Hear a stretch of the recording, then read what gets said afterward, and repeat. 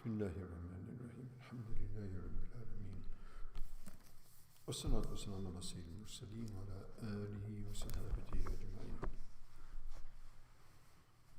سبحانك لا علم لنا إلا ما علمتنا إنك أنت العليم الحكيم سبحانك لا فهم لنا إلا ما فهمتنا إنك أنت الجواد الكريم وقل رب زدني علما أعوذ بالله من الشيطان الرجيم فبما رحمة من الله لنت لهم ولو كنت فظا غليظ القلب لانفضوا من حولك فاعف عنهم واستغفر لهم وشاورهم في الأمر فإذا عزمت فتوكل على الله إن الله يحب المتوكلين صدق الله العظيم. So this is also connected with the ongoing narrative of the lessons and the admonitions connected with the campaign of the Battle of Uhud. And of course, after the rout of the Muslims due to the mistake that was made, and we've discussed that in detail, and ultimately Allah subhanahu wa ta'ala's succour and special help which came and prevented the total annihilation which would have been pending and would have been looming actually, and could have easily been attained according to the manifest scenario that was present at that time. However, Allah subhanahu wa ta'ala's special help. And of course, this is the group which was to lead mankind thereafter. And of course, if they would have been destroyed then there would not have been any guidance for mankind thereafter. So now, after the regrouping of the Muslims and we mentioned the discourse between Abu Sufyan and Sayyidina Umar radiallahu ta'ala anhu, and then ultimately the mushrikeen left. And now Nabi alayhi salatu wasalam is there with his companions who have been routed and who had disobeyed him in his order of remaining there on the mountain and do not leave your positions. And they left the positions, and we've discussed that in detail.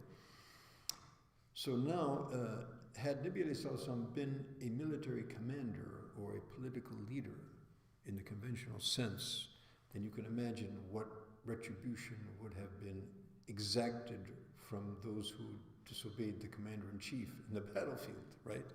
Particularly when 70 individuals have now been martyred, and the most beloved uncle of Rasulullah has also been not only martyred but mutilated. However, observe the character of our Rasulullah in this instance. فَبِمَا رَحْمَةٍ مِّنَ اللَّهِ لِنْتَ لَهُمْ. So since Allah subhanahu wa ta'ala, obviously everything is going on according to Allah subhanahu wa ta'ala's design and order, and since Allah subhanahu wa ta'ala has sent the Prophet sallallahu alaihi wasallam as a rahmah lil alameen, he has sent him as a mercy to everyone and everything. So here again, the manifestation of that divine mercy manifest in the person of Rasul alayhi salatu wasalam. So Allah subhanahu wa ta'ala mentioned, so through the mercy of Allah subhanahu wa ta'ala, by the vehicle of the mercy of Allah subhanahu wa ta'ala, you were gentle with them. Linta lahum. So rather than taking, which generally you would imagine now it would be the day of recompense or the hour of reckoning. So Nabi sallallahu alaihi wasallam linta lahum. He was gentle with them, he was kind with them. He didn't take retribution, he didn't accost them, he didn't blame them. Why did you do that? You should have done. Chapter is over, lessons have been learned, no need to bring that up again. Rather, Allah subhanahu wa ta'ala guides him to what is the behavior that should be displayed at this point. At this point, had he been hard-hearted, callous, stern, overly severe, so Allah subhanahu wa ta'ala says, had he been like that, فَضًّا غَلِيظَ الْقَلْبِ, Fadh, callous heart, stern, very strict. Ghalid al-qalb basically means in Arabic literally thick-hearted, as opposed to thin-hearted. Of course, we say hard-hearted, soft-hearted, but it amounts to basically the same principle. So had you been hard-hearted, then what would have happened? They would have taken off. And فَضُّ مِنْ حَوْلِكَ. They would have abandoned you and dispersed. That would have been the end of the story. We would not be discussing these events today. So through Allah subhanahu wa ta'ala's special mercy, Nabi Sallallahu was kind and considerate and not taking retribution or taking account of the very severe, in the battlefield. This is life and death situation. However, Allah subhanahu wa ta'ala manifested His mercy on mankind and through the manifestation of the mercy of His Rasul who was sent as a mercy to mankind. So again, mercy overpowered, as is mentioned in hadith, that Allah subhanahu wa ta'ala's mercy overpowers His anger. And here is another salient display of that concept.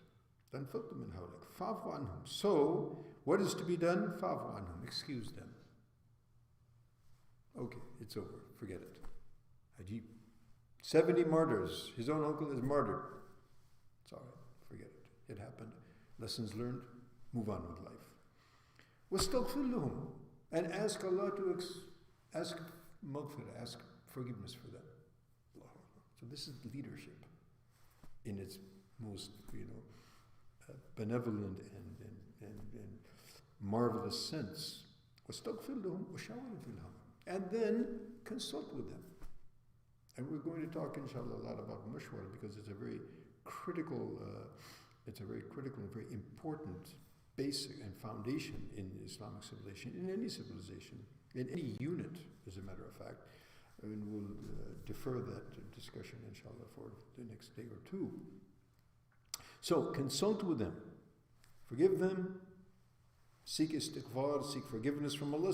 You forgive them and seek forgiveness from Allah for them.